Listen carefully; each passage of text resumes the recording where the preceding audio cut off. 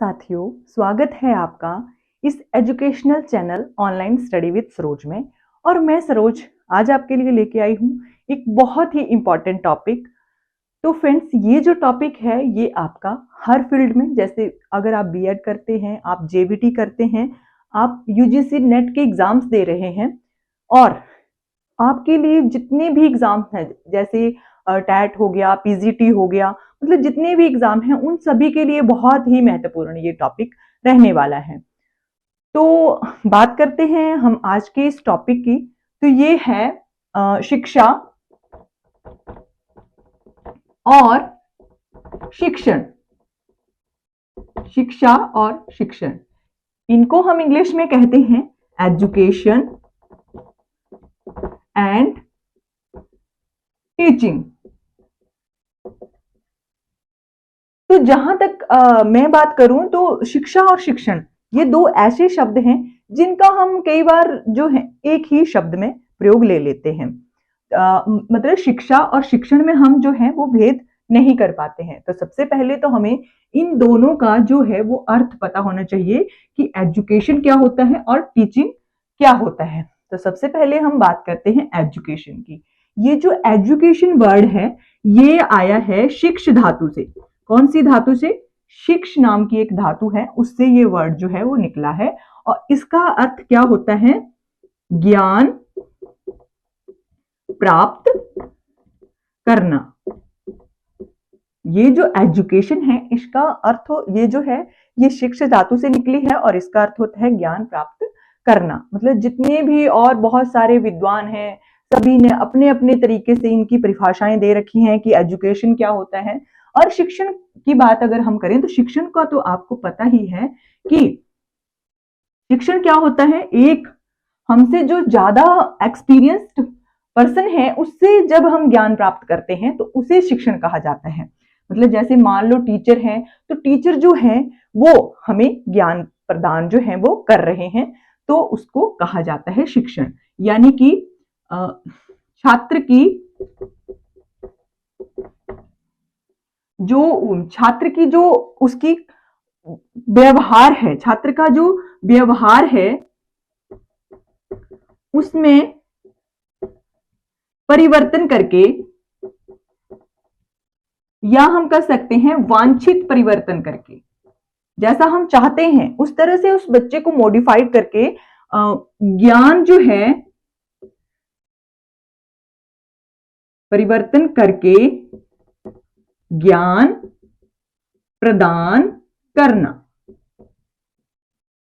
और आपको पता है जो हमें एजुकेशन देता है उसको हम टीचर कहते हैं। यानी कि हमें जो व्यक्ति जो है वो हमारी टीचिंग या हमारा जो शिक्षण है वो करवा रहा है उसको हम कहते हैं शिक्षक, अध्येता या अध्यापक। ये जो बहुत सारे नाम हैं ये हम देते हैं जो हमें टीचिंग करवा रहे हैं उनके लिए, या जो हमारे ज्ञान में परिवर्तन करके या हमारे जो व्यवहार है उसमें परिवर्तन करके हमें ज्ञान प्रदान जो है वो कर रहे हैं। मान लो एक उदाहरण मैं आपको देती हूँ कि जब बच्चा एक छोटा सा स्कूल में जाता है फर्स्ट टाइम, तो बच्चा किस प्रकार का होता है? बच्चे का नेचर जो होता है वो घर में किस प्रकार का होता है? एक नटखट सा, एक चुलबुला सा। उसको ना किसी रूल्स का पता है, ना उस बच्चे को मतलब किसी भी उठने बैठने का भी नहीं पता होता है जब बच्चा एक घर से निकल के स्कूल में पहुंचता है तब। तो एक टीचर जो है उस बच्चे को किस प्रकार मॉडिफाई करके धीरे धीरे उस बच्चे में परिवर्तन करते हैं। उसको ये सिखाया जाता है कि कौन सा टाइम जो होता है वो लंच करने का होता है, आपने कक्षा में किस प्रकार बैठना है, आपने किस प्रकार जो है वो लिखना सीखना है, किस प्रकार पढ़ना सीखना है, टीचर से कैसे बात करनी है। ये जो सभी चीजें हैं वो हमें कौन करवाता है? वो हमें करवाते हैं टीचर। यानी कि वो हमारा आता है टीचिंग में।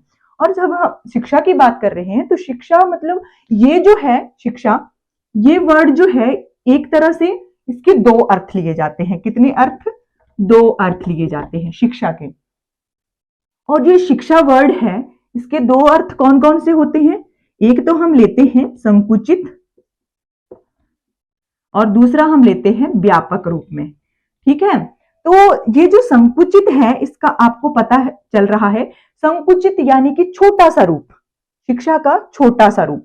तो संकुचित रूप को हम इस प्रकार कह सकते हैं कि जब एक बच्चा स्कूल में जा रहा है, वहां पे अपनी बुक से पढ़ रहा है, टीचर उसको सिखा रहे हैं, तो उस चीज को कहा जाता है संकुचित रूप, यानी कि स्कूल से सीखना। स्कूल से सीखना, इसको हम कह सकते हैं शिक्षा का संकुचित रूप या शिक्षा का संकुचित अर्थ। अब हम बात करते हैं शिक्षा का व्यापक अर्थ की। ये जो व्यापक है या ब्रॉड जो शिक्षा का हम अर्थ लेते हैं, वो आपको पता चल रहा होगा कि व्यापक यानी कि बहुत बड़ा, शिक्षा का बहुत बड़ा रूप। मान लो कि शिक्षा जरूरी ही नहीं है कि हम स्कूल में जाके ही शिक्षित होते हैं। कई बार क्या होता है, जो एक अनपढ़ व्यक्ति भी होता है, उसमें भी ये सेंस होती है कि कौन सा काम करना है, कौन सा नहीं करना है। मतलब कि बच्चे, बूढ़े और औरतें, व्यक्ति जितने भी मतलब संसार में व्यक्ति हैं, वो किसी ना किसी रूप में जो है वो शिक्षा प्राप्त कर रहे हैं। और हर मतलब जैसे बोलते हैं, एक कहावत है कि ठोकरें खाकर इंसान जो है वो बहुत कुछ सीखता है। तो अगर हम बात करें व्यापक रूप की, तो एक व्यक्ति जो है वो अपने एक्सपीरियंस से सीख रहा है। जैसे एक उदाहरण मैं आपको दूं कि घर में अगर हम अपनी दादी, नानी या हमारे जो दादाजी हैं या नाना जी हैं या जो भी जितने भी बड़े हैं, उनकी अगर हम बातें कभी सुने, तो हमें ये लगता है कि हमारा जितना एजुकेशन के थ्रू ज्ञान नहीं आया होगा, जितना कि उन्हें बिना एजुकेशन के ही प्राप्त है। तो उसको कहा जा सकता है व्यापक शिक्षा का रूप, यानी कि शिक्षा का ये जो है, ये व्यापक रूप जो है वो कहा जा सकता है। तो अब हमने शिक्षण यानी कि शिक्षा और शिक्षण जो थे दो वर्ड्स, उनमें हमने अर्थ उनका देख लिया, उनमें हमने डिफरेंस पता कर लिया कि शिक्षा और शिक्षण जो है ये दोनों अलग अलग तरह के वर्ड्स हैं। ठीक है, तो अब हम बात करते हैं, पहले हम बात करते हैं शिक्षा की। शिक्षा जो है इसके कितने रूप हो सकते हैं, या शिक्षा जो है इसको किन किन रूपों में हम बांट सकते हैं। तो जो यूनेस्को है उसके द्वारा शिक्षा को 4 भागों में बांटा गया है। यानी कि जो हम सीखते हैं, शिक्षा का अर्थ मैंने आपको अभी बताया कि ज्ञान प्राप्त करना, यानी कि हम उसको कह सकते हैं लर्निंग। शिक्षा को हम किसी से जो प्राप्त कर रहे हैं हम कह सकते हैं लर्निंग। तो शिक्षा के 4 भागों को बताया गया है। तो ये कौन कौन से हैं? सबसे पहले होता है हमारा अधिगम, या हम जो ज्ञान प्राप्त करते हैं वो किस चीज के लिए करते हैं? कुछ बनने के लिए शिक्षा, कुछ बनने के लिए अधिगम, यानी कि इसको हम कह सकते हैं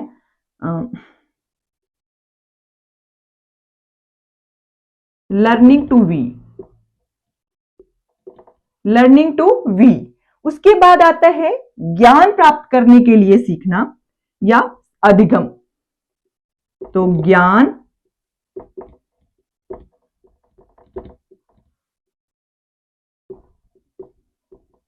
प्राप्त करने के लिए अधिगम, यानी कि लर्निंग टू नो, या नॉलेज भी हम इसको कह सकते हैं, लर्निंग टू नो। उसके बाद आता है कि हमें कुछ करना है, learning to do, learning to do, यानी कि कुछ बनने के लिए, ऐसे कह सकते हैं, कुछ बनने के लिए अधिगम।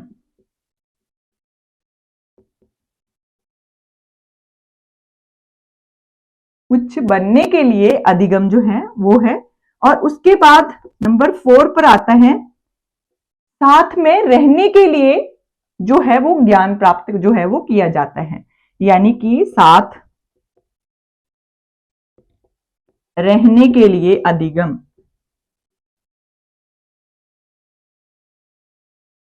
साथ रहने के लिए अधिगम जो है वो किया जाता है। तो इसको हम कह सकते हैं लर्निंग टू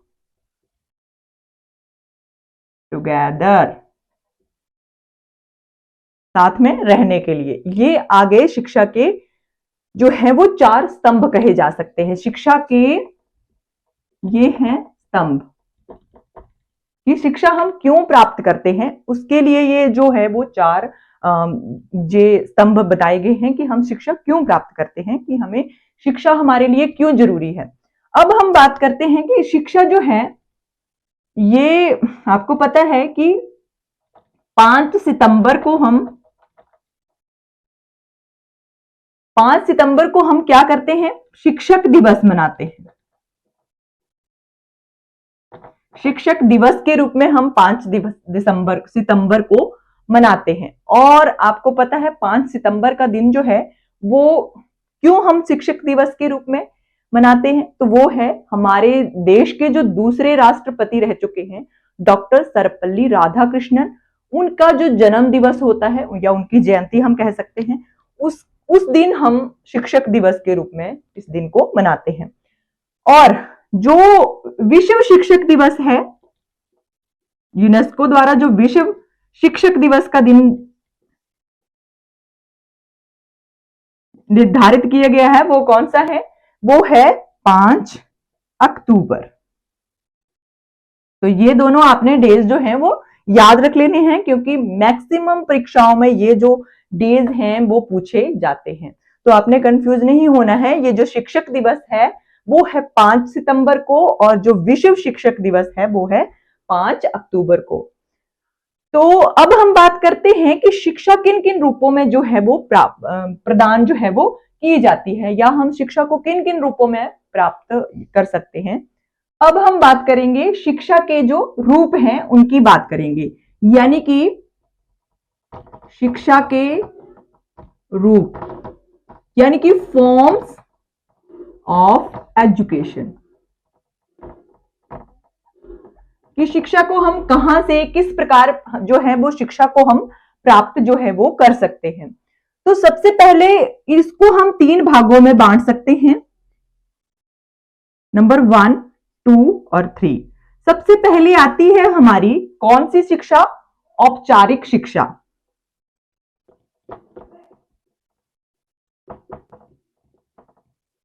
ये जो औपचारिक शिक्षा है ये बच्चा कहां से प्राप्त करता है।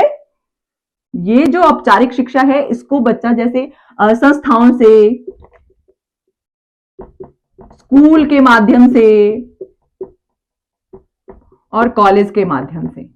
जब बच्चा प्रॉपर स्कूल जाता है, कॉलेज जाता है, तो बच्चा जो है वो औपचारिक रूप से जो है वो शिक्षा प्राप्त कर रहा है। लेकिन शिक्षा को केवल औपचारिक रूप से ही नहीं प्राप्त किया जा सकता है। शिक्षा को प्राप्त करने का और भी 2 तरीके जो हैं वो बताए गए हैं। तो वो कौन से हैं, एक है अनौपचारिक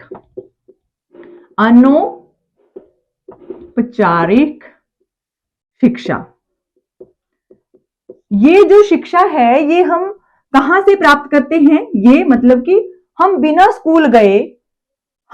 स्कूल गए रोजाना जो हमारे गतिविधियां हैं या हम जो भी काम करते हैं उससे हम जो है वो शिक्षा प्राप्त करते हैं। यानी कि रोजाना की गतिविधियों से शिक्षा प्राप्त करना, तो ये है अनौपचारिक शिक्षा। नेक्स्ट नंबर पर आती है गैर औपचारिक शिक्षा। तो इसकी अगर हम बात करें, गैर औपचारिक शिक्षा कैसी होती है कि हम जो हैं वो खुद एफर्ट्स करते हैं। बच्चे जो हैं या कोई भी, जैसे कि कोई भी व्यक्ति जो है, वयस्क भी है, कोई बूढ़ा भी है, वो क्या है अपने खुद के माध्यम से, मतलब खुद एफर्ट्स करके उसको सीखना है, चाहे वो कहीं से भी सीखे। मान लो कहीं न्यूज़पेपर से, अखबार से, और कहीं से भी, जैसे बुक्स पढ़ के, किसी प्रकार की मैगजीन से, आप जो पत्रिकाएं हम कह सकते हैं, उनसे जब बच्चा जो है वो ज्ञान प्राप्त करता है तो उसको कहा जाता है गैर औपचारिक शिक्षा। कि बच्चा जो है एक प्रकार की, ये जो है ये मुक्त प्रणाली है। आपको पता है जो इग्नू है वो मुक्त विश्वविद्यालय के रूप में स्थापित किया गया था भारत में। इसको भारत में 1800 1985 में, 1800 तो नहीं, 1985 में जो है वो सबसे पहला जो मुक्त विश्वविद्यालय था वो भारत में स्थापित किया गया था। वो कौन था? वो था इग्नू, ये जिसका पूरा नाम जो है इंदिरा गांधी के नाम से है।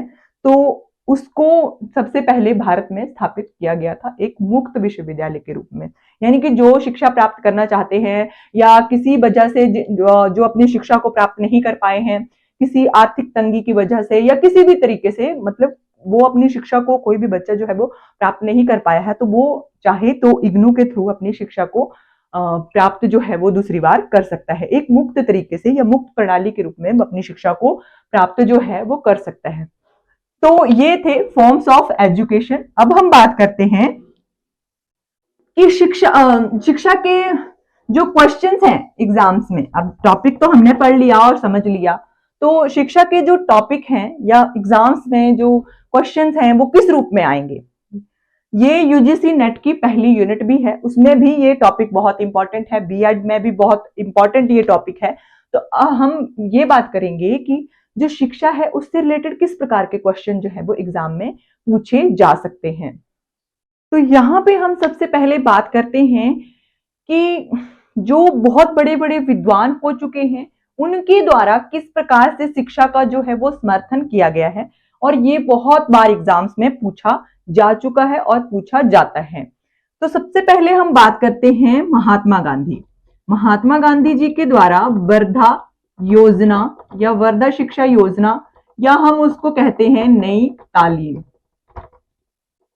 ये जो है ये महात्मा गांधी जी के द्वारा दी गई अवधारणा है शिक्षा के संबंध में। महात्मा गांधी जी जो हमारे देश के राष्ट्रपिता भी हैं, ठीक है। तो महात्मा गांधी जी के द्वारा 1937 में, इसका ईयर भी पूछा जा सकता है एग्जाम में, कि ये जो वर्धा योजना है या नई तालीम जिसको कहा जाता है, वो कब महात्मा गांधी जी के द्वारा प्रस्तावित की गई थी। तो ये आई थी 1937 में। उसके बाद आते हैं रविंद्रनाथ टैगोर जी। ये जो रविंद्रनाथ टैगोर जी थे, ये क्या बोलते थे शिक्षा के संबंध में? ये बोलते थे शिक्षा जो है प्रकृति में और प्रकृति द्वारा, ये जो शिक्षा है हमें प्रकृति से, प्रकृति में और प्रकृति द्वारा, यानी कि ये जो शिक्षा के समर्थन में थे, ये प्राकृतिक शिक्षा के समर्थन में ये जो कहे जा सकते हैं। कौन, किसकी बात कर रहे हैं हम? रविंद्रनाथ टैगोर जी की। रविंद्रनाथ टैगोर जी की हम बात कर रहे हैं। उसके बाद आते हैं प्रायोगिक शिक्षा की। कौन बात करते हैं?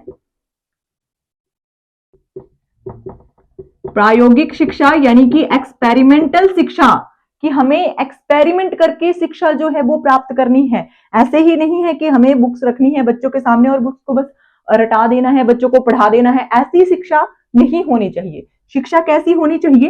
एक्सपेरिमेंट बेस्ड होनी चाहिए शिक्षा जो है वो। कौन मानते थे इस चीज को? इस चीज को मानते थे जॉन डीवी।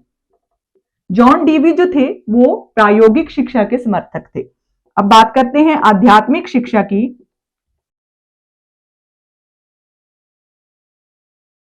ये जो आध्यात्मिक शिक्षा है इसके समर्थक कौन थे? आध्यात्मिक शिक्षा के समर्थक थे डॉक्टर सर्वपल्ली राधाकृष्णन।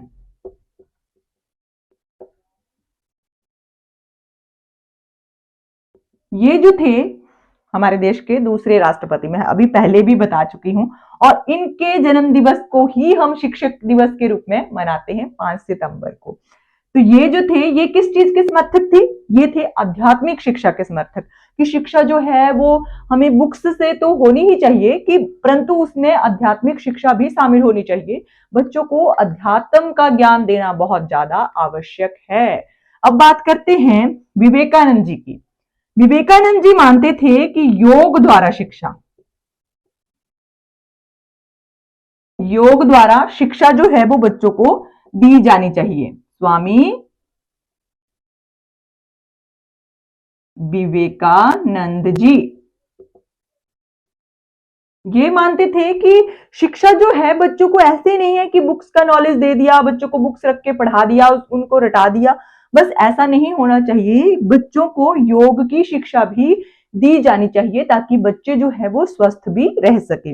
अब बात करते हैं मारिया मोंटेसरी। मारिया मोंटेसरी जो थी ये मानती थी कि स्व अध्ययन, और ये क्वेश्चन बहुत बार पूछा जा चुका है कि स्व अध्ययन की बात जो है वो कौन से दार्शनिक या कौन से जो बहुत बड़े एक नेता कहे जा सकते हैं, नेता तो नहीं हम कह सकते उनको, दार्शनिक ही कह सकते हैं, या बहुत बड़े एक दार्शनिक फिलोसफर कह सकते हैं हम, मारिया मोंटेसरी। मारिया मोंटेसरी ये जो थी ये थी स्व अध्ययन की समर्थक। अब हम बात करते हैं आगे, तो उसके बाद आते हैं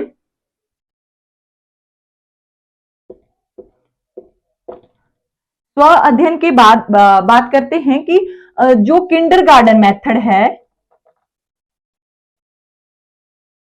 या इसको हम कह सकते हैं खेल विधि, ये बहुत बार एग्जाम में पूछी जा चुकी है और पूछी जाती है।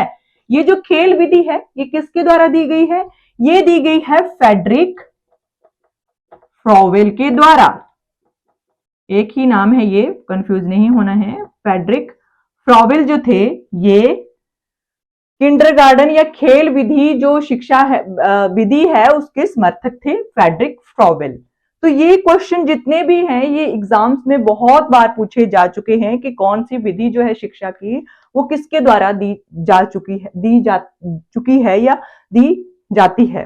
तो ये आपने एक बार पढ़ लेना है। वर्धा योजना महात्मा गांधी जी के द्वारा, प्रकृति में, या आपने प्राकृतिक शिक्षा ही याद रखना है, ये है रविंद्रनाथ टैगोर जी के द्वारा। उसके बाद आती है प्रायोगिक शिक्षा यानी कि एक्सपेरिमेंटल जो एजुकेशन है वो जॉन डीबी के द्वारा उसका समर्थन किया गया है। आध्यात्मिक शिक्षा का समर्थन डॉक्टर सर्वपल्ली राधाकृष्णन के द्वारा किया गया है। योग जो शिक्षा, यौगिक या योग द्वारा जो शिक्षा को समर्थक मानते हैं वो है स्वामी विवेकानंद जी। उसके बाद आते हैं स्व अध्ययन। स्व अध्ययन की विधि जो है वो मारिया मोंटेसरी जी के द्वारा दी गई है। आगे है किंडरगार्टन मेथड या खेल विधि। प्लेवे मेथड जो है वो दिया गया है फ्रेडरिक फ्रॉवेल के द्वारा। तो ये जितने भी क्वेश्चन हैं ये बहुत बार एग्जाम्स में पूछे जाते हैं। और जो शिक्षण है वो किस प्रकार का होना चाहिए, ये क्वेश्चन बहुत बार एग्जाम में पूछा जाता है, इसलिए मैं आपको बता रही हूँ शिक्षण कैसा होना चाहिए। चाइल्ड सेंटर्ड, चाइल्ड सेंटर्ड जो है एजुकेशन होनी चाहिए। पहले होती थी टीचर सेंटर्ड की, एक अध्यापक आता था कक्षा में और बस बच्चों को पढ़ा के चला जाता था, बच्चे क्वेश्चन नहीं पूछते थे, बच्चों को जो पढ़ाया जाएगा बच्चे बस वही सीखते थे। लेकिन आजकल की जो शिक्षा है वो है चाइल्ड सेंटर्ड, कि बच्चा उसमें केंद्र होगा, बच्चा उसमें मतलब मुख्य रूप से बच्चा जो है वो ही कक्षा में सबसे ज्यादा प्रभावी होगा, टीचर से भी ज्यादा। बच्चा कोई भी क्वेश्चन पूछ सकता है, बच्चे के मन में जितने भी ख्याल आते हैं बच्चा पूछ सकता है। बच्चे को जो पिटाई है बच्चे की वो नहीं, बिल्कुल भी नहीं होनी चाहिए, लेकिन हमारे टाइम में तो बहुत ज्यादा पिटाई होती थी टीचर से। तो आजकल की एजुकेशन है चाइल्ड सेंटर जो है वो आजकल की एजुकेशन है, यानी कि छात्र केंद्रित आजकल की, या बाल केंद्रित जिसको बोल सकते हैं, वो आजकल की एजुकेशन है। तो ये जितना भी टॉपिक मैंने आपको अभी पढ़ाया है ये सभी एग्जाम के पॉइंट ऑफ व्यू से बहुत इंपॉर्टेंट है, और मेरा यकीन मानिए कि यहाँ से बहुत सारे क्वेश्चंस जो हैं वो बनते हैं और एग्जाम्स में आते हैं। तो आज के लिए इतना ही। Thank you for watching.